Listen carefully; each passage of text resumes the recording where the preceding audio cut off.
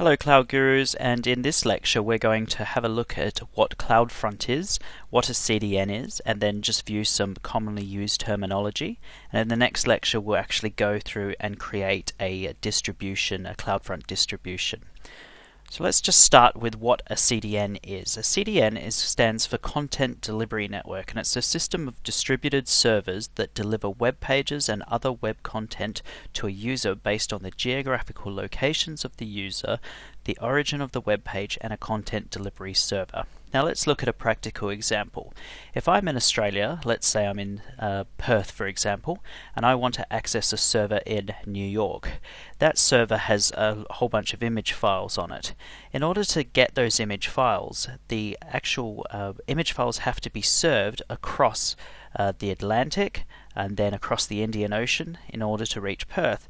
And every 200 kilometers equals approximately 1 millisecond worth of latency. So it's going to take me a little bit of time for those files to physically arrive from New York to Perth.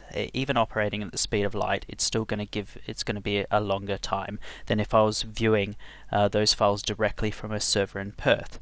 So what a content distribution network does is every time a user in Perth tries to access those files in New York, the CDN will cache those files at a server in Perth for a length of time, and then that way when a new user goes to access the same files, they can just get it off the Perth server. They don't have to go halfway around the world to pull down those same files, and those files will be cached depending on the settings, but you set what's called a time to live, or a TTL, and that's measured in seconds. And so you can set on your content delivery networks, you can set a TTL on your files to say how long you're going to cache them for.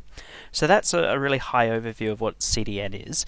And CloudFront is Amazon's CDN. So Amazon CloudFront can be used to deliver your entire website, including dynamic, static, streaming, and interactive content using a global network of edge locations.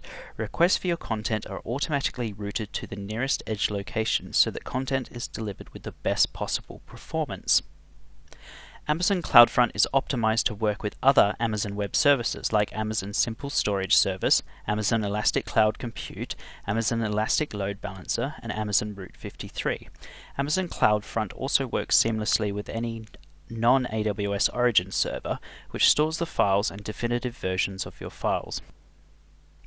So let's go back to our example of that web server in New York, but let's replace the web server and now use an S3 bucket to serve those files, those image files.